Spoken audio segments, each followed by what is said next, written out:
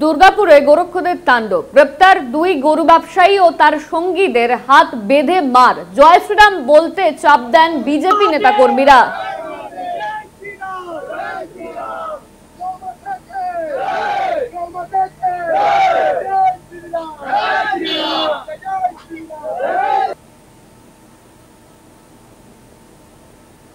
জয় শ্রীরাম বলতে চাপ দেন বিজেপি নেতাকর্মীরা। সম্প্রীতি বজায় রাখা হবে, এক্স হ্যান্ডেলে পোস্ট করা হয়েছে।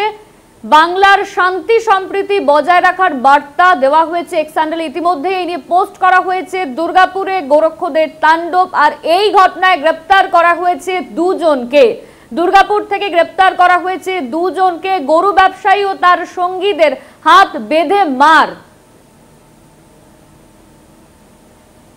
पुलिस जखनी खबर पाए संगे संगे स्ट्रॉन्ग एक्शन है जे पर्टिकुलर स्ट्रॉन्ग सेक्शन आछे तार मध्य स्पेसिफिक केस रेजिस्टर करा হয় কাল থেকে পুলিশ যারা অ্যাকিউজড আছে তাদের অ্যারেস্ট করার জন্য রেড করছে। আজকে আমরা দুজন, যার মধ্যে একজন যে মেন দীপক দাস ছিল সেটাকে অ্যারেস্ট করেছি এবং আরও একজন আমরা অ্যারেস্ট করেছি। এরা যে परिजात गांगुली एवं दीपक दास आछे एरा लोकल बीजेपी लीडर एवं जे परिजात गांगुली स्टेट युवा मोर्चार मेम्बरो आछे बीजेपीर যারা 15-20 জন ওদের যারা সাপোর্টার ছিল সেটাকেও আমরা আইডেন্টিফাই করেছি এবং স্ট্রং অ্যাকশন আমরা নিচ্ছি।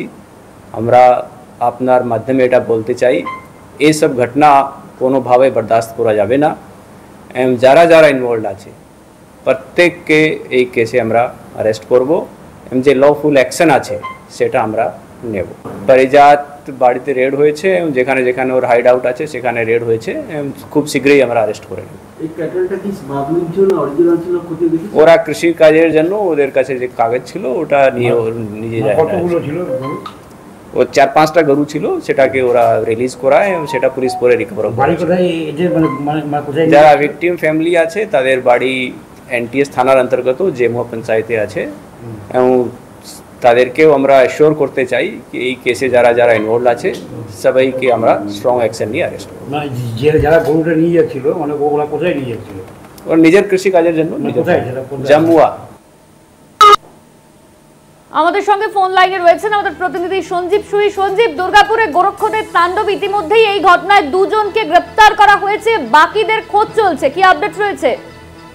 একদম না, বাকিদের খোঁজ চলছে এবং পুলিশ খুব গুরুত্ব সহকারে এই কাজ করছে আর কি।